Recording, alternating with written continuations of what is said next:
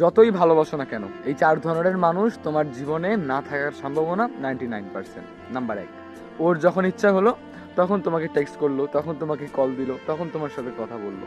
বা তোমার যখন ইচ্ছে হলো তখন তুমি তাকে নক দিলে, সে ডিরেক্ট বলে দিল ব্যস্ত আছি, এই কাজ করতেছি, ওই কাজ করতেছি, পরে নক দিব।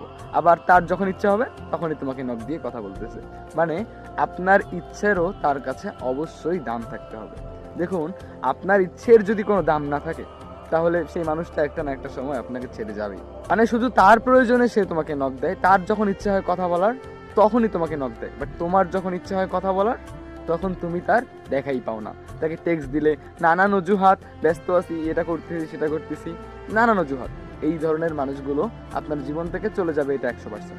নাম্বার 2টা হলো, তুমি তার জীবনে থাকার পরেও অন্য কেউ যদি তার জীবনে থাকে, ভাই তুমি তাকে যতই ভালোবাসো, তুমি তাকে আসমানের 4টাও যদি এনে দাও, তুমি তাকে যতই স্পেশাল ফিল করাও না কেন, মানে তুমি তার জন্য যেটাই করো না কেন, সে একটা না একটা সময় তোমাকে ছেড়ে যাবে। তোমাকে জাস্ট রেখে দিছে একটা অপশন হিসেবে।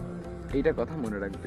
যেই মানুষটার জীবনে তুমি ছাড়া, মানে তুমি ব্যতীত অন্য কেউ আছে, সেই মানুষটা একটা না একটা সময় তোমাকে অবশ্যই ছেড়ে যাবে। নাম্বার 3টা হলো কি জানেন? আপনি সাথে থাকা সত্ত্বেও আপনার প্রিয় মানুষের চোখটা বারবার অন্য কারো দিকে যদি যায়, এই মানুষগুলোর থেকে আপনি বেশি কিছু আশা করবেন না।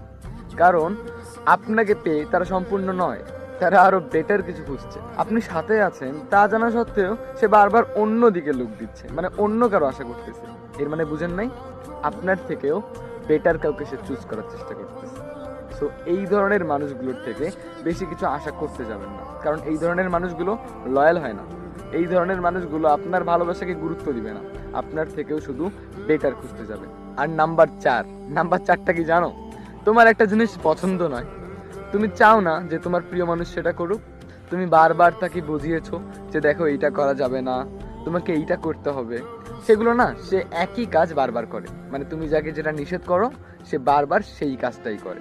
মানে তোমার যেটা পছন্দ নয় সে বারবার ওটাই করবে। দেখো, তুমি কষ্ট পেলে বা তুমি খুশি হলে বা তোমার মন খারাপ কিনা, এগুলোতে তার কোনো কিছুই যায় আসে না। সে অনুভব করতে পারে না, সে ফিল করতে পারে না। মানে কি বুঝো না?